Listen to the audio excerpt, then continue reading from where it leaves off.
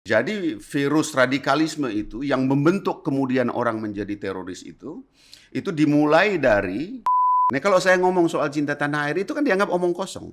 Itu kan dianggap sesuatu yang bombastis. Kenapa? Karena kita setiap hari ada orang-orang tertentu yang kerjanya meng-share itu. Dan levelnya itu sarjana pastinya. Dan orang ini sudah kena. Subscribe, like, dan nyalakan loncengnya. Senang sekali sebenarnya Pak Wira. Sama-sama.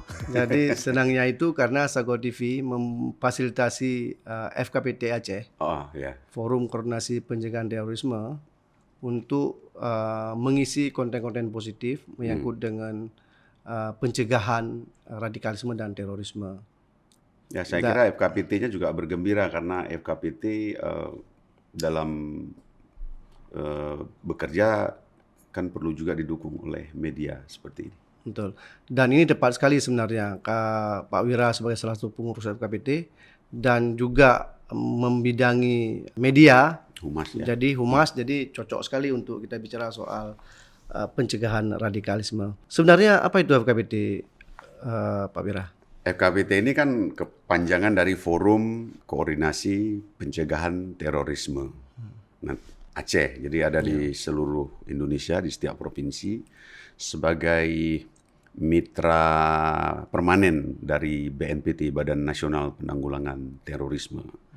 Jadi ya, kita sebenarnya bagian integral dari Badan Nasional Penanggulangan Terorisme, walaupun sifat organisasi itu sebenarnya disebut sebagai forum masyarakat, ya, tapi dia sebenarnya mitra permanen dari BNPT. Dan mitra strategis. Mitra strategis tentu saja, ya. Karena ini kan langsung dibentuk oleh BNPT, memfasilitasi pembentukannya, tapi di daerah elemen-elemennya kita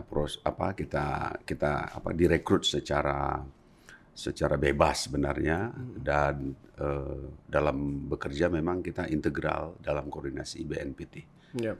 Pak Wira, sekarang dunia intoleransi, kemudian radikalisme dan terorisme kan terus menggeliat. Ya. Dan salah satu adalah bicara soal peranan media. Ya. Terutama bagaimana menurut Pak Wira peranan media untuk mencegah intoleransi, radikalisme dan terorisme. Ya, memang di BNPT dan FKPT secara bersamaan, salah satu bidang yang dikelola dengan sangat serius dan strategis dalam upaya pencegahan terorisme di Indonesia adalah dengan memanfaatkan media, karena kerja utama di dalam pencegahan terorisme itu adalah melakukan kontranarasi. Jadi kontranarasi ini sangat penting untuk menangkal virus berkembangnya ideologi kekerasan yang dikembangkan oleh kelompok politik dengan cara-cara kekerasan yang sering kita sebut dengan teroris atau paham terorisme, terutama dengan cara mendorong tumbuhnya radikalisme di tengah masyarakat. Ya. Ini sering juga isu radikalisme itu kan disalahpahami, jadi penting bagi media untuk menjelaskan. Kan kalau di media itu muncul misalnya kelompok tertentu, pemerintah ngomong soal radikul gitu sebagai alat politik. Ini saya kira di situ banyak kesalahpahaman dan menjadi tanggung jawab BNPT, FKPT untuk menjelaskannya. Bahwa radikalisme itu sebenarnya itu adalah sebuah cara berpikir yang cenderung puritan dan menapikan aspek-aspek yang sangat beragam di dalam kehidupan. Sehingga cara berpikir puritan ini cara berpikir yang kurang memiliki referensi yang cukup kuat di dalam melihat suatu masalah. Hanya satu sudut pandang tertentu saja yang dikembangkan. Dan itu melewat media. Dan kita tahu bahwa radikalisme dan terorisme itu sekarang ini bertumbuh cepat dan penetrasinya itu lewat media. Konon lagi kan sekarang media ini menjadi medium utama dalam komunikasi dan interaksi manusia. Ya, dalam semua aspek, terutama politik, ideologi, ekonomi dan lain-lain sebagainya. Jadi media adalah, kalau bahasa kami itu, media adalah ruang pertempuran. Jadi bukan hanya kalau orang melihat isu terorisme itu ada Densus 88, lalu ada penangkapan, ya katakanlah pembasmian terhadap terorisme. Itu ruang tempurnya itu kan sederhana kalau kita lihat, hanya menangkap orang, ya kegiatannya kegiatan yang bersifat militeristik atau polisional. Tapi ruang pertempuran sesungguhnya di dalam upaya pencegahan terorisme itu adalah media. Jadi media adalah gelanggang pertempuran sekarang. Dan media, terutama media sosial itu menjadi sumber masuk juga, sumber keterpaparan juga berarti. Kalau saya lebih suka mengatakan bahwa media itulah panggung pertempurannya. Media itu gelanggang pertempurannya. Nah, siapa yang lebih canggih, siapa yang lebih mampu menguasai media, maka dialah yang bisa memenangkan pertempuran itu. Siapa yang paling agresif menguasai media, dia yang akan memenangkan pertempuran itu. Karena pertempuran ini tidak bermain di wilayah fisik, tapi bermain di wilayah kognisi, persepsi, ya. Kalau di dalam teori pendidikan itu kan ada 3, ya. Ada kognisi, ada afeksi, ada psikomotorik. Jadi virus radikalisme itu yang membentuk kemudian orang menjadi teroris itu dimulai dari proses pencucian otak di level kognisinya. Ya, dia diberikan pemahaman baru, dia diberikan argumen-argumen baru gitu yang sangat radikal gitu. Ya, yang tidak melihat kehidupan secara makro tapi melihat kehidupan dalam konteks pertempuran, dalam konteks siapa lawan, siapa kawan gitu, melalui isu-isu yang paling strategis, melalui isu agama. Lalu pemahaman tertentu yang sudah berkembang di level kognisi itu akan meningkat menuju level afeksi. Jadi afeksi itu kan soal empati, soal perhatian kepada orang lain. Jadi itu mulai dikikis. Jadi kita tidak lagi bisa berempati kepada orang tapi hanya bisa membenci. Kita tidak lagi bisa memahami orang lain tapi ingin dipahami. Kita tidak lagi bisa melihat perbedaan yang ada di pihak lain tetapi ingin dipahami gitu. Jadi membangun kutub kamu dan aku, kawan dan lawan. Jadi dunia tidak lagi dilihat sebagai sebuah ruang hidup bersama. Jadi yang ada adalah perbedaan-perbedaan yang ujungnya kawan, musuh dan kawan. Jadi misalnya ada argumen bahwa Indonesia ini bukan Darul Salam, tapi adalah Darul Harb. Jadi Indonesia ini dipersepsikan sebagai wilayah perang, sehingga membangun argumen di wilayah perang kita bisa melakukan kekerasan, bisa kita melakukan pembunuhan, kita bisa melakukan pembasmian terhadap musuh-musuh kita. Tetapi tidak bisa kita lakukan di Darussalam, sebuah negeri yang aman, negeri yang damai, yang membangun kasih sayang. Jadi kutub-kutub itu yang dibangun dalam paham-paham radikalisme. Maka kami di FKPT, ya tentu bersama dengan BNPT, mencoba membangun yang disebut kontranarasi. Nah, kontranarasi tidak bisa dilakukan kecuali di ruang-ruang publik. Ruang publik mungkin memang tidak hanya media, bisa saja di kampus, bisa saja di sekolah, bisa saja di pesantren, bisa saja di pemerintah, pokoknya di forum-forum, bisa pengajian, bisa seminar, bisa media, surat kabar dan lain-lain sebagainya. Jadi itu core kerja kami. Terus kalau kita bicara misalnya sekarang dengan perkembangan dunia digital kita, Pak Wira melihat konten yang disajikan di media-media sosial kita itu dominannya positif atau negatif, yang secara kasar kita anggaplah itu dominannya negatif, dan itu menjadi salah satu pemicu juga. Ya, saya kira secara kualitatif yang dominan memang dominan konten negatif. Secara kualitatif ya. Maksud saya kualitatif begini, satu berita hoax itu mudah sekali disebarkan. Itu belum tentu bisa diimbangi oleh 10 berita yang baik dan benar. Sepakat. Ya, jadi kalau misalnya Anda, karena saya juga memahami hidup dalam dunia komunikasi dan media ini, kalau satu media yang isinya hoax itu dikeluarkan di publik, lalu dia viral karena dia menarik, gampang diterima oleh kondisi psikososial atau psikopolitik masyarakat, maka untuk menjernihkan berita hoax ini itu banding 10. 1/10. 1/10. Anda harus produksi 10 berita-berita baik atau informasi yang baik atau informasi yang edukatif untuk bisa mengimbangi satu berita hoax. Itu baru seimbang, Itu belum baru menang. seimbang. Belum gitu. menang. Belum menang. Nah, berarti kalau misalnya menang, kita asumsikan Anda produksi 10 lagi. Iya. 10 lagi berita yang bagus untuk bisa mengungguli sedikit satu berita hoax ini. Itu yang terjadi, dan ini bukan hanya dalam soal isu terorisme, dalam isu pemerintahan, dalam isu politik. Nah, itu dilakukan lewat yang disebut dengan, kalau dalam politik, black campaign. Ya. Kalau di dalam isu terorisme itu dia masuk ke dalam wilayah yang disebut post-truth. Ya.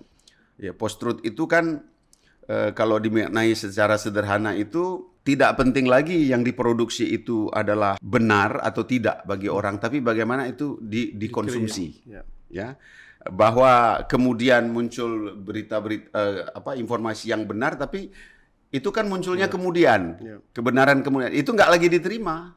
Tadi banding 10 tadi. Betul. Ada 10 kali lipat energi yang dikeluarkan untuk melawan fenomena post-truth ini supaya yang negatif itu bisa dilawan. Jadi berat sekali kerjanya. Dan yang paling agresif justru ada kelompok ini. Dan yang paling masif adalah kelompok-kelompok radikal. Karena apa? Karena memanfaatkan isu Agama. terutama agama. Tapi bisa juga isu politik. Bisa juga dalam isu politik dia masuk. Kalau pengalaman Pak Wira selama ini, itu dominannya masuk wilayah mana? Agama. Agama. Ya, karena agama kan yang paling menyentuh afeksi terdalam manusia. Ya. Dan lebih penting tentu semua agama tentunya. Semua pastinya. agama. Semua Kalau agama. misalnya di India kan Nah, gerakannya ini kan juga berbasis kesalahpahaman, seakan-akan kalau bicara radikalisme terorisme itu cenderung Islam. misalnya menuding Islam. Tidak begitu. Memang secara kuantitatif itu dilakukan oleh banyak orang yang kebetulan beragama Islam. Ya. Padahal itu terjadi, radikalisme itu terjadi di semua agama. Ya. Kalau kita ingat di tahun 90-an, pembakaran Masjid Ayodhya tahun 91 di India yang betul-betul menggoncang India pada waktu itu. Ya. Masjid Ayodhya ini diperebutkan oleh kelompok Hindu dan kelompok Islam sebenarnya. Itu sudah jadi masjid dan itu dibakar. Ya kan cepat sekali itu kalau yang isunya agama. Ya. Itu kan masjid yang dibakar. Ya. Kan bisa saja besok gereja yang dibakar gitu. Betul. Jadi kan sama saja, masjid atau gereja. Tapi dalam konteks tertentu yang membakar masjid atau membakar gereja itu tinggal dilihat secara kuantitatif yang paling banyak yang mana. Ya. Ya. Gitu. Jadi kalau kebetulan melibatkan orang-orang yang beragama Islam, bukan berarti menuding agama Islam. Ya, ya. Jadi dengan kecanggihan dunia digital sekarang, seseorang terpapar teroris atau terpapar radikal itu bukan basisnya pertemuan face to face lagi ya? Oh, tidak lagi. Bahkan ada fenomena rekrutmen sebelum ke teroris ya. Ya. Kita bicara radikal dulu ya. Itu kan semuanya lewat media. Ya. Nah, sehingga kemudian ketika proses radikalisme sudah terjadi, cara berpikir orang sudah berubah di dalam melihat suatu fenomena di tengah masyarakat, maka kemudian proses rekrutmen pun juga melalui media. Ya, misalnya Anda membenci, kalau dalam politik, saya bawa ke politik dulu deh. Ya. Kalau Anda membenci seorang figur tertentu secara politik, ya kan? Maka kemudian kelompok yang menjadi lawan yang dibenci ini itu akan merekrut Anda, dan bisa saja lewat media. Merekrutnya gimana? Ya kita kelompok ini akan gabung ke sini gitu. Ya. Bahkan tidak harus formal. Misalnya dengan masukkan konten tertentu yang membenci subjek A ya, atau objek A gitu. Bisa subjek orangnya kan, bisa temanya atau orangnya. Itu Anda tinggal siapkan aja konten tertentu yang itu akan di-like oleh banyak orang, itu akan diviralkan oleh banyak orang yang isinya membenci kelompok tertentu, maka proses rekrutmen sudah terjadi secara laten. Tidak perlu formal. Anda tidak direkrut secara saya mendaftar jadi kelompok organisasi apa misalnya, kelompok apa gitu untuk melawan subjek A atau gagasan B gitu. Tidak perlu, karena cukup like aja udah ketahuan itu. Jadi Anda sudah terrekrut secara laten, secara kognitif oleh kelompok tertentu yang membangun kebencian terhadap kelompok lainnya dengan cara melike, dengan cara men-share. Jadi itu masif kan. Karena kalau di medsos kan Anda boleh ditulis di medsos apa-apa, di media abal-abal boleh, di internet. Tapi kemudian itu direproduksi. Itu yang berbahaya di medsos. Proses karena perbedaan media tradisional dengan media elektronik sekarang adalah pada aspek distribusi melalui reproduksi. Maka kita sering mengatakan itu virus. Ya. Jadi memeranginya dengan membangun analogi melawan virus gitu. Ya. Bagaimana melawan virus? Harus dibangun antivirus. Ya, itu pertanyaan menarik karena juga ada kajian juga disebutkan bahwa dominasi media sosial kita itu ujaran kebencian terus meningkat, kemudian juga soal intoleransi. Ya. Nah, bagaimana kita dapat mencegahnya? Ya itu langsung aja nyambung yang tadi itu. Jadi bahwa cara berpikir radikal yang kemudian ini menjadi basis untuk membuat orang masuk ke dalam dunia terorisme, itu kan seperti tadi virus itu. Ya. Nah, maka harus dibuat antivirusnya. Antivirusnya itulah yang disebut dengan kontranarasi. Ya. Karena pelurunya itu narasi. Ya. Jadi kita bermain dengan narasi. Nah, kalau kita bermain narasi bukan hanya soal substansi narasi, tapi juga kemasan narasi. Ya. Kemasannya ini yang kadang-kadang nggak diperhatikan. ya bahkan pemerintah kadang-kadang kalah. Karena orang yang luar itu kreativitasnya macam-macam tuh. Kalau bikin meme, bikin judul-judul yang bombastis, yang provokatif gitu. Ya. Nah, oleh karena itu melawan terorisme itu harus dengan pendekatan yang berbeda. Jadi bahkan misalnya BNPT itu justru harus kalau BNPT itu harus merekrut seorang sastrawan mungkin. Harus merekrut ilmuwan yang ahli informasi komunikasi. Jadi ini pertempurannya bukan cuma merekrut polisi atau tentara untuk menangkap teroris. Itu kan hanya permukaan. Jadi di ruang pencegahan juga harus kuat sebenarnya. Kuncinya justru di ruang pencegahan. Lo kalau sudah terjadi, kalau orang sudah misalnya sudah radikal, kemudian dia direkrut, ya, lalu dia main ke level psikomotorik, berarti dia sudah mulai bertindak kan? Betul. Tadi saya katakan ya kognisinya dulu diberesin, dicuci otaknya, itu lewat media semua, Anda harus ketemu sekarang. Bahkan untuk belajar setelah dia berubah kan afeksinya kan. Kalau udah mulai marah, sudah mulai membenci, baru masuk ke level psikomotorik. Level psikomotorik ini adalah dia sudah mulai beraksi. Betul. Ya, membangun kelompok, ya, mengorganisir sampai ke mungkin pelatihan. Ya, kalau gitu sudah masuk ke level kita harus bertindak. Ya mereka mungkin mulai dilatih merakit bom. Tidak harus merakit bom, bisa jadi nggak ketemu. Justru di situ bahayanya. Seorang yang meledakkan bom itu tidak harus didoktrin secara langsung awalnya, tapi kemudian direkrut juga lewat media, misalnya menggunakan aplikasi-aplikasi tertentu. Kita nggak usah sebut ya. Ya kan kita aplikasi banyak nih. Ada WhatsApp, ada Instagram, ada macam-macam ya. Di situ nanti direkrut, barulah mereka ketemu. Ketemu tuh udah jadi barangnya. Jadi ketemu tuh memang udah jadi. Udah jadi dia. Proses untuk menjadi itu lewat media semua. Jadi persoalan kognitif itu udah selesai. Kognisi sudah selesai, afeksi sudah selesai. Saya ceritakan aja, kognisinya sudah selesai. Pokoknya dunia ini nggak betul. Pemerintah nggak betul. Ya kan? Karena nggak betul, masuk ke wilayah afeksi, Anda mulai benci. Ya. Ketika sudah mulai benci, sudah mulai marah, Anda sudah mencari cara. Gimana caranya nih? Apakah hanya sekedar untuk melawan lewat kata-kata? Oke, mungkin sebagian. Tapi ada yang sosok-sosok tertentu dengan kondisi psikologis tertentu nggak cukup. Kita harus bertindak masuk ke level psikomotorik. Barulah masuk ke level pelatihan. Pelatihan macam-macam. Pengorganisasian, rekrutmen, sampai ke level pegang senjata, sampai ke level merakit bom, dan kemudian beraksi. Dan selesai. Aceh pernah terjadi itu. Kita pernah terjadi itu. Dan ingat, virus ini tidak hanya terjadi di orang yang tidak terpelajar. Kan dulu ada asumsi, ini orang-orang yang tidak terpelajar bisa dibodoh-bodohi. Tidak. Ini masuk justru ke orang yang sudah level master, doktor. Bisa juga ya? Bisa. Ya kita kan, kalau Anda pergi ke BNPT semuanya ada. Ada yang pernah menjadi sekolah di pemerintahan dalam negeri, ada yang aparatur polisi, ada yang tentara, semua ada. Jadi semua profesi bisa Bahkan profesional-profesional di BUMN. bisa terpapar juga, Bisa terlibat terpapar juga. semua.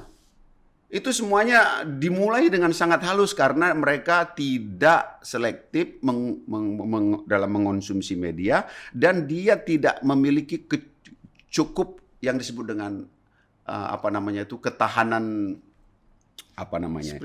ketahanan kognisi tadi dan lain-lain sebagainya. Pemahaman agamanya rendah kalau konteksnya agama, pemahaman politik dan kenegaraannya lemah kalau konteks politik dan kenegaraan, maka dia BNPT dan PNKT harus bekerja pada level kontra narasi. Tadi kan saya sebut kalau kontra narasi bisa saja bisa langsung atau bisa tidak langsung, bisa lewat media, bisa saja langsung. Maka penting misalnya para dosen memiliki pengetahuan mengenai ini. Karena dia akan setiap hari berbicara dengan mahasiswa di kelasnya, jumlahnya ada 50 orang. Ya, kalau dia tidak bangun virus kontra narasi atau antivirus terhadap radikalisme, itu susah. Jadi makanya kami kalau di FKPT itu kan cenderung bekerja justru karena kami kan volunteer sifatnya. Kami tidak digaji di situ. Tapi bekerja bersama-sama ya kalau misalnya gimana bekerja? Ya kalau misalnya konteksnya aktivitas lebih banyak kontribusi pribadi. Secara keorganisasian ya bersama. Tapi kalau di dalam bagaimana mekanisme bekerja, kalau misalnya Anda bikin seminar satu kali cuman seminar formalitas itu kan tidak efektif. Ya, tapi kalau Anda seorang guru ngaji, Anda seorang guru, Anda seorang dosen, atau Anda masyarakat yang aktif di tengah masyarakat, pemuda misalnya di OKV, kan akan berbicara kepada banyak orang dan Anda membawa antivirus ini, kontra narasi itu yang penting dilakukan. Nah, jadi ini tren tren orang terlibat dalam kelompok-kelompok radikal hingga menjadi teroris. Itu trennya kan kalau dari level pendidikan berarti udah sarjana dan seterusnya. Kemudian juga dari konteks misalnya bukan orang miskin ya. Kalau dulu kan terpaparnya orang miskin, sekarang orang kaya katanya. Ya, karena miskin, stres, frustasi, lalu bom bunuh diri. Ternyata nggak begitu kan. Sekarang trennya berubah. Ya. Nah, itu bagaimana kita menjelaskan bagaimana sebenarnya peran media untuk supaya betul-betul ruang pencerahan itu betul-betul hadir untuk kelompok-kelompok itu. Jadi pertama media dan wartawan. Wartawan itu harus memiliki wawasan yang luas mengenai masalah ini, harus edukasi. Jadi tugas utama dari FKPT dan BNPT itu salah satunya sebenarnya bagaimana melakukan edukasi publik. Ya. Edukasi publik ini kan harus bersifat massal dia. Ya. Jadi tidak bisa hanya ngambil satu kelas. Jadi media itu ya harus wartawan-wartawannya menurut saya harus diberikan pemahaman mengenai apa itu radikalisme, apa itu terorisme. Karena orang ini aja orang nggak bisa bedakan. Orang kalau radikalisme itu kan biasa orang-orang biasa dan itu tidak melanggar tidak melanggar KUHP misalnya. Ya orang nggak akan ditangkap dengan radikalisme, itu cara berpikirnya saja. Tapi orang yang sudah memiliki cara berpikir radikal, dia berpotensi untuk direkrut pada level terorisme sebagai aktivis teroris, kelompok teroris. Ya tadi saya katakan levelnya kognisi dulu, lalu masuk afeksi dulu, lalu baru level ke psikomotorik. Jadi kalau ada 1.000 orang kena kognisinya, yang masuk ke afeksinya mungkin hanya tersisa berapa orang, 100 misalnya begitu. Yang masuk ke psikomotoriknya kan mungkin tinggal sisa 10 misalnya begitu. Berarti salah satu pencegahannya harus dicegah di level itu. Dengan pendekatan teori Bloom ini paling minimal 3 itu bisa sebenarnya kita masuk untuk ruang pencerahan ya. Ya, ini kalau metode sederhana kan begitu. Sederhana. Jadi radikalisme itu begitu perkembangannya. Nah, media ya gini, keterampilan media lagi. Ya, sekarang kita masyarakat ya. Saya kan banyak grup WA itu. Orang dengan gampang men-share produk-produk hoax tuh. Pertanyaan saya, di grup itu berapa orang yang paham itu hoax atau bukan? Misalnya saya ada grup-grup macam-macam lah, mulai dari grup kampung dan lain-lain sebagainya. Setiap hari ada orang-orang tertentu yang kerjanya meng-share itu. Dan levelnya itu sarjana pastinya. Dan orang ini sudah kena. Oh gitu. Kalau orang ini kerjanya men-share itu, dia sudah kena virus itu. Tapi baru pada level radikal. Apakah kemudian dia menjadi teroris? Itu level berikutnya. Ya, ada tahapannya. Ya, tapi kalau orang sudah radikal, bagi kelompok-kelompok teroris itu potensinya, oh ini orangnya sudah berpotensi. Ya. Virusnya sudah masuk. Tinggal kita apa namanya, kalau mereka berpikir tinggal kita perkuat baru nanti bisa berhubungan secara japri kan. Ya, ya, ya. Itu memang nggak betul, Pak. Ini kita ada kawan-kawan kelompok-kelompok yang berpikir begitu memperbaiki negara. Ini kita ikut gabung. Jadi bahasanya pasti bagus ya, kita mau memberikan kritik, masukan, itu kelompok diskusi, bisa saja begitu. Ya. Jadi mereka memantau nih kelompok-kelompok ini, dia pantau tuh di kelompok di WA di mana di medsos dipantau tuh. Kalau Anda sering share, sering like dan sering memproduksi hal-hal yang sifatnya radikal itu, ya kelompok rekruter itu akan melihat, oh ini teman nih. Tapi secara teknologi itu sebenarnya tidak serta-merta ke level itu. Kalau kita di dalam apa namanya istilahnya di dalam dunia medsos itu kan ada istilahnya apa namanya? Algoritma. Algoritma itu kan ada disebut dengan echo chamber. Ya, echo chamber. Echo chamber itu adalah ruang gema. Jadi orang itu akan datang kepada dia konten-konten yang dia sukai di HP dia. Yang dia like.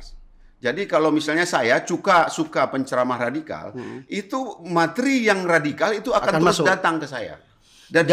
Dan itu menjadi catatan untuk generasi muda. Ya. Dalam konteks bagaimana dia suka melek, lalu itu kan akan menjadi jejak digital. Loh sekarang akhirnya kan karena sudah mulai disadari, kalau Anda mau masuk BUMN, mereka screeningnya Anda lihat cek apa yang Anda like di Facebook. Apa yang Anda like di Instagram? Iya. Kalau Anda misalnya mau direkrut pada posisi-posisi strategis, itu Anda akan dicek oleh pihak keamanan. Ya, Anda misalnya dicek itu ya acak aja sebenarnya, karena di algoritma itu semuanya akan terklasifikasi. Ya. Orang yang suka otomotif, dia akan terkumpul dengan orang-orang secara maya di platformnya dengan orang-orang yang suka otomotif. Betul. Orang yang suka seni dia akan dengan dengan algoritma echo chamber tadi, ruang gema tadi. Ruang gema ini maksudnya suara yang memantul ya. Echo itu memantul, chamber itu ruang. Jadi ruang yang memantulkan diri kita sendiri. Medsos ini kan memantulkan diri kita sendiri. Kalau ya tadi, jadi nanti terklasifikasi. Maka sebenarnya dengan metode algoritma gampang sekali mengetahui orang yang sudah terpapar atau tidak. Karena tinggal dicek dengan kata kunci tertentu, orang sudah tahu bahwa orang ini punya kecenderungan radikal. Kenapa? Konten yang dia cari, konten yang dia baca, konten yang dia like, konten yang dia share, semuanya sekian misalnya 80% atau 90% adalah hal-hal yang berhubungan dengan misalnya kebencian kepada negara, kebencian dengan kelompok lain. Jadi bukan hanya share, dia menambahi lagi dengan provokasi dia sendiri. Dan itu menjadi jejak digital yang bisa ditelusuri. Dan itu menjadi jejak digital. Makanya konten-konten seperti Sago TV wajib di-like. Ya, kan, kalau kita kontes misalnya Sago TV ya. Sago TV ini kan kontennya edukasi. Ya, edukasi politik, edukasi budaya ya, yang bicaranya biasanya orang-orang juga yang terdidik, yang tentu tidak terkena virus. Kalau terkena virus mungkin sudah langsung di-screening oleh Sago TV kan. Ya itu orang nggak suka, tapi kenapa tidak sensasional? Itu salah satu kuncinya. Orang melike media itu karena sensasi, bukan substansi. Bagaimana kita kemudian mendorong harus ke substansi? Jadi pendidikan, pencerahan. Jadi misalnya kalau ke anak, carilah konten yang kamu butuh untuk pengembangan diri kamu. Misalnya apa? Misalnya dia suka suka teknologi misalnya ya, teknologi ya, dia cari bacaan yang berhubungan dengan teknologi itu dan sebagainya. Jadi kalau tadi saya ingat pertanyaan, pertama kuncinya adalah pada pendidikan. Karena metode rekrutmen kaum radikal dan kaum teroris ini itu sebenarnya masuk ke wilayah yang kita sebut wilayah pendidikan. Tapi kan ini pendidikannya nggak formal yang kita bicarakan ini. Maka sejak awal anak-anak muda harus diberikan pemahaman betul tentang Kalau konteks ajaran agama ya, agama itu yang benar lah. Misalnya agama Islam itu substansinya apa? Cinta kan. Apa contohnya misalnya setiap kita mau melakukan sesuatu dengan nama Allah yang Maha Pengasih, lagi Maha Penyayang. Ya nama Tuhan kita itu kita sebut setiap hari dengan kasih dan sayang gitu. Segala sesuatu yang berlawanan dengan kasih dan sayang berarti itu sesuatu yang berbeda dengan apa yang diajarkan kepada kita. Jadi humanisme segala macam. Soal bagaimana peran lembaga pendidikan mulai dari PAUD, SD, SMP, SMA hingga prodi kan perlu juga sebenarnya mengkoneksikan aktivitas anak mahasiswa-siswa itu dengan peranan dan perkembangan media juga sebenarnya. Ya, makanya penting bagi kita memberikan kesadaran kepada semua pihak bagaimana isu radikalisme dan terorisme ini sebenarnya bukan hanya urusannya BNPT. Ya. Ini urusannya Departemen Pendidikan. Semua ini urusannya MUI. Departemen PUPR misalnya. Urusannya PU, ini urusannya masalah ekonomi. Nah, ini kita yang masih belum di Indonesia. Kita harus akui itu. Jadi konsep yang integral. Itu perlu didorong terus. Perlu didorong karena kan kesannya ya samalah. Kalau urusan pertahanan dan keamanan negara seakan-akan itu cuma urusan tentara. Ya, atau Departemen Padahal Undang-Undang Dasar sudah mengamanatkan bahwa setiap warga negara berhak dan wajib untuk ikut di dalam pembelaan negara. Jadi apalagi BNPT. Ya urusan teroris bukan cuma urusan BNPT, bukan urusannya Densus 88, apalagi Densus 88 kan penindakan saja dia. Ya. Nah, kalau penindakan itu kan sudah terlanjur, katelah kalau bahasa Acehnya. Tapi yang sebelum itu yang bahaya karena ini meliputi banyak orang. Betul. Pak Wira, tadi Pak Wira sebutkan juga soal bagaimana dengan peranan atau pelibatan seniman atau kekuatan kebudayaan lokal dalam konteks pencegahan radikal. Bisa dijelaskan lebih detail? Ya, maksudnya memang proses edukasi publik ini, ya FKPT itu ingin sebenarnya berdiskusi dengan semua kalangan, dengan seniman, dengan pendidik untuk bicara soal ini. Pertama meluruskan kesalahpahaman.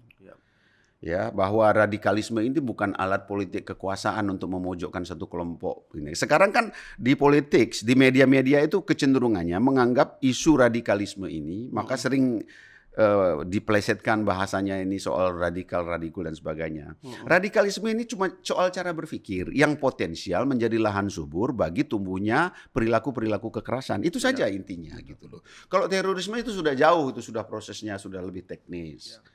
Nah, cara berpikir kan kita begini. Kita tidak pernah sadar dalam konteks pemenuhan hak-hak asasi manusia misalnya.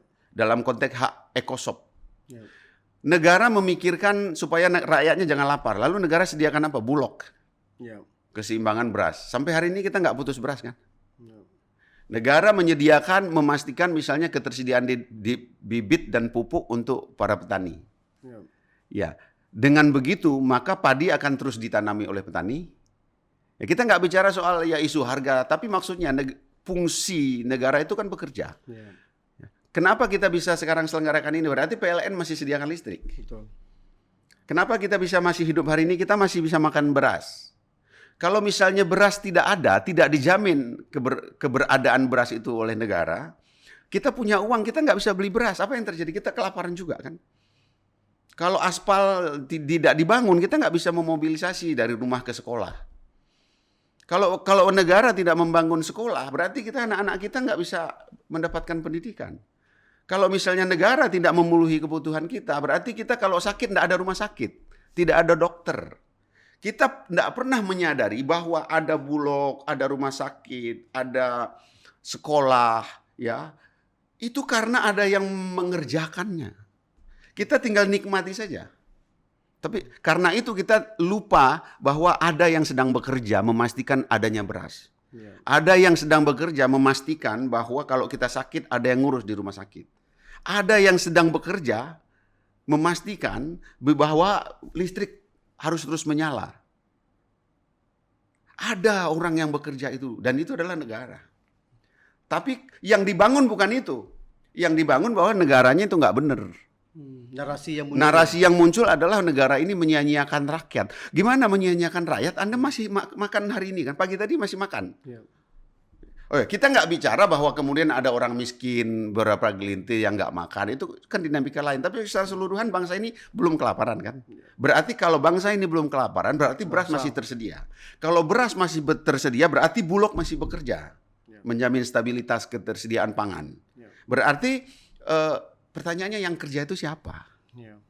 Negara kan? Tentu negara. Nah, kecuali Anda sudah 2 hari 2 malam, rakyat ini nggak lagi bisa beli beras, berasnya nggak ada. Itu masalah dengan negara ini. Tapi semuanya everything is okay. Mau lapar tinggal pergi ke warung, bayar. Untuk bayar Anda perlu uang. Untuk uang Anda perlu pekerjaan. Pekerjaan relatif tersedia.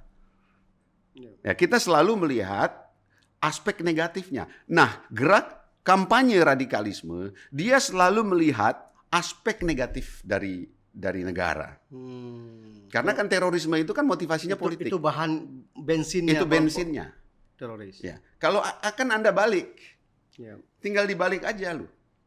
Listrik masih hidup nggak? Masih. Masih bisa bayar nggak? Masih. Walaupun nyari duitnya susah. Betul. Ya.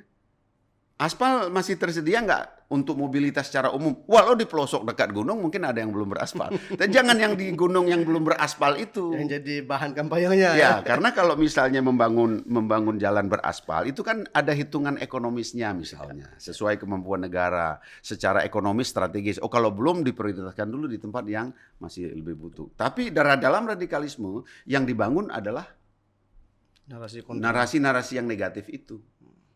Ya. Negara ini misalnya dianggap politiknya buruk. Ya oke-oke saja. Saya juga sebagai dalam konteks ahli hukum tata negara, sebagai seorang dosen saya mengkritik banyak hal gitu misalnya. Tetapi maksudnya kita sekarang nggak seperti Suriah kan? Ya.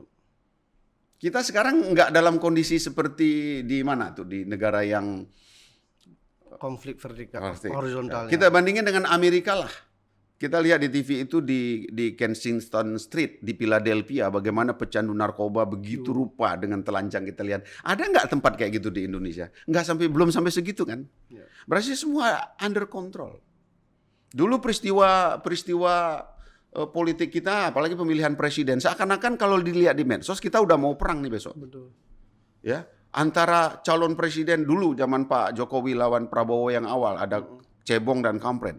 Kalau dilihat di medsos, ya konten-konten hoax dan konten-konten yang provokatif, seakan-akan besok kita perang.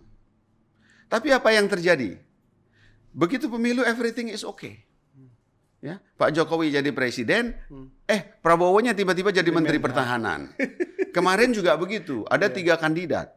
Wah, kalau di medsos itu kan ujaran kebencian, black campaign terjadi luar biasa. Tapi hari ini setelah selesai kan pasangan Anies Muhaimin terima. Pasangan Ganjar belum terima, pergi ke MK. Proses MK nggak ada kan lempar-lempar asbak, nggak ada menggerakkan orang. Saya yakin insya Allah next month, bulan depan pelantikan presiden berjalan aman. Artinya apa? Artinya negara masih bisa dikontrol secara politik, masih bisa dikelola. Negara kita nggak sampai kepada katakanlah failure state untuk dan itu apa kekuatannya? Apakah kebudayaan? Ya, saya kira itu tadi mungkin real person, manusia real di Indonesia itu masih cinta sama negara dan bangsa ini. Jadi yang memainkan kelompok radikalisme itu cuma segelintir, tapi agresif di medsos, agresif di media. Maka kalau Anda rajin nonton medsos, rajin nonton media, imajinasi yang terbangun adalah imajinasi negatif. Tapi banyak orang yang menahan diri walaupun imajinasi negatif. The real life tidak ada itu. Nggak ada. Alhamdulillah misalnya sampai hari ini pemilihan presiden kita berjalan aman. Coba kalau kita buat analisis misalnya mendalam. Kemarin itu kan kesannya kita sudah mau perang. Betul. Saya yakin juga besok kalau memang negara masih tetap dalam settingan yang normal, semuanya akan teratasi, semuanya akan berjalan. Tapi dinamika demokrasi itu boleh-boleh aja, kan biasa. Begitu. Oke, luar biasa ini diskusi kita. Terakhir Pak Wira. Ya. Kita pernah terutama Provinsi Aceh pernah terjadi pelatihan militer 2010 dengan menghadirkan banyak orang, banyak kelompok teroris, kemudian melakukan pelatihan militer di Jalin Janto Aceh Besar. Nah, sebenarnya ini perlu kerja-kerja yang berjangka panjang juga, terutama dalam konteks pencegahan. Nah, kira-kira dalam konteks pencegahan Pak Wira, apa yang mesti dilakukan oleh pemerintah daerah, terutama kabupaten kota, di semua wilayah di Aceh? Ya tadi seperti yang saya katakan, BNPT itu kan nggak bisa kerja sendiri. Ya, BNPT itu lembaganya di pusat, ya. Kemudian di daerah ada FKPT, ya. Saya dan teman-teman, Pak Muklis juga harus disupport oleh pemerintah. Bahwa pemerintah itu harus menganggap ini penting. Saya kira nih, kalau misalnya saya nggak tahu, misal podcast kita didengarkan oleh para pengambil kebijakan di pusat, bahwa bupati dan wali kota, gubernur, bupati dan wali kota harus didorong untuk kalau dulu ada istilah pengarus utamaan hak asasi manusia di dalam pembangunan, itu pengarus utamaan paham bukan radikalisme, tapi misalnya paham cinta tanah air misalnya. Makanya saya lebih suka bicara tentang tema-tema ketahanan negara, tema-tema perdamaian, ya, tema-tema bagaimana cinta tanah air, karena ini penting.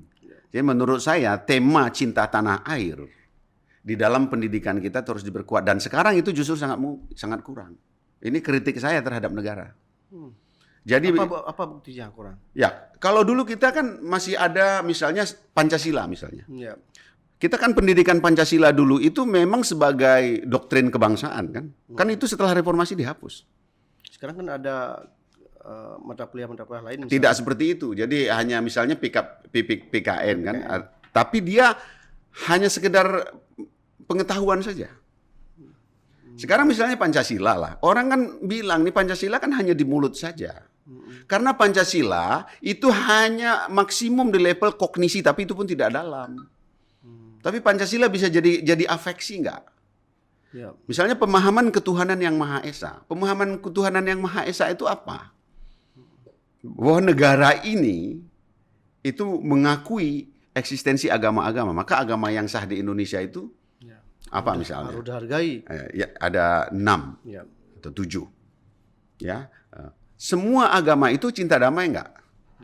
Semua cinta damai enggak? Masing-masing agama juga begitu. Jadi kalau kita sudah mencintai negara sebagai suatu antivirus di dalam tubuh kita sebagai warga negara, maka virus-virus yang mengajak kita untuk misalnya melawan negara itu kan artinya tertolak sendiri. Sekarang pertanyaannya, perasaan itu muncul nggak? Makanya misalnya ruang-ruang publik ya itu harus di mainstreamingkan. Kalau kita apalagi misalnya mata kuliah hukum atau politik, itu basisnya adalah untuk membangun negara secara konstruktif. Ya, mencintai negara, ya, berkontribusi kepada negara. Perasaan ini menurut saya sudah semakin hari semakin hilang. Dan itu tugas kita bersama. Ya, itu tugas kita bersama. Ya, saya kan sebagai dosen sering nanya itu soal misalnya Undang-Undang Dasar, paham nggak dia pembukaan? Nggak lagi. Sampai level mahasiswa. Dulu kan ketika saya kecil, level kita kan kalau setiap Senin menghafal Undang-Undang Dasar. Ya. Hormat bendera juga. Nah, sekarang nggak ada lagi. Orang nggak ngerti. Tujuan negara apa? Menurut Undang-Undang Dasar. Pak, di pembukaan itu kan di alinea keempat dikatakan nih bahwa negara Republik Indonesia dibangun melindungi segenap bangsa, tanah air, menyelenggarakan kesejahteraan umum, mencerdaskan kehidupan bangsa, ikut perdamaian dunia. Berarti amanah konstitusi yang paling dasar melindungi negara, rakyat, melindungi bangsa, ya, tanah air, mensejahterakan, menyelenggarakan kesejahteraan umum. Dan kemudian ingat penekanannya, mencerdaskan kehidupan bangsa. Sehingga APBN kita kan afirmatif 20% untuk pendidikan. Ya, maka menurut saya pendidikan kita ini mau diarahkan kemana? Ini saya melihat bahwa negara kita mulai kehilangan visi terhadap itu. Karena metode-metode, doktrin-doktrin kurikulum itu nggak membuat kita semakin cinta tanah air. Kita semakin pintar mengkritik tanah air, tapi kita tidak pintar untuk mencintai tanah air. Dan yang lebih penting bagaimana berkontribusi terhadap. Nah, kalau saya ngomong soal cinta tanah air itu kan dianggap omong kosong. Itu kan dianggap sesuatu yang bombastis. Ya. Kenapa? Karena kita lupa bahwa kita hari ini masih hidup, beras masih tersedia, listrik masih menyala, air masih ada di PDAM, semua minyak makan masih ada. Itu kan ada yang kerja kan.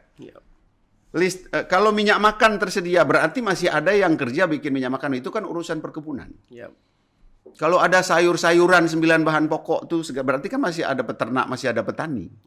Itu nggak terjadi begitu saja. Itu kan diatur itu sistemnya di zaman modern ini. Kalau di zaman dulu bisa alamiah aja. Di satu kampung, di sana rumah utuh, di sana rumah pawanguten, di sana kita masing-masing pembagian tugas secara sosiologis itu masih dapat kita lihat secara langsung. Kalau negara besar seperti ini kan kompleks sekali sistem distribusinya, sistem produksinya dan sebagainya. Dan alhamdulillah semua masih ada. Berarti negara kita alhamdulillah masih dikelola dengan cukup baik, di tengah segala kekurangannya mana pernah sempurna. Negara sehebat Amerika saja pun, negara-negara di Eropa, orang mengeluhkan soal homelessness, orang mengeluhkan soal narkoba, orang mengeluhkan soal lapangan pekerjaan yang sempit. Kita nggak pernah pelajari aja tuh bagaimana kondisi di Jerman. Orang Jerman tuh marah sama pemerintahnya. Kenapa? Ya karena warga negara sendiri merasa terjepit karena banyak imigran justru dapat pekerjaan misalnya. Ya. Di mana-mana sentimen itu ada. Di Amerika juga sentimen itu ada. Bahwa ada kesan lebih sayang kepada imigran. Ya, buktinya kita orang-orang Aceh, imigran di Aceh itu, coba tanya lapar nggak mereka? Tapi orang Amerika sendiri itu marah sama pemerintahnya karena lapangan pekerjaan susah. Karena pajak semakin tinggi. Dinamika ini kan normal dalam sebuah negara. Tapi justru materi yang ringan-ringan itu yang jadi bahan kelompok radikal membangun kebencian kepada negara.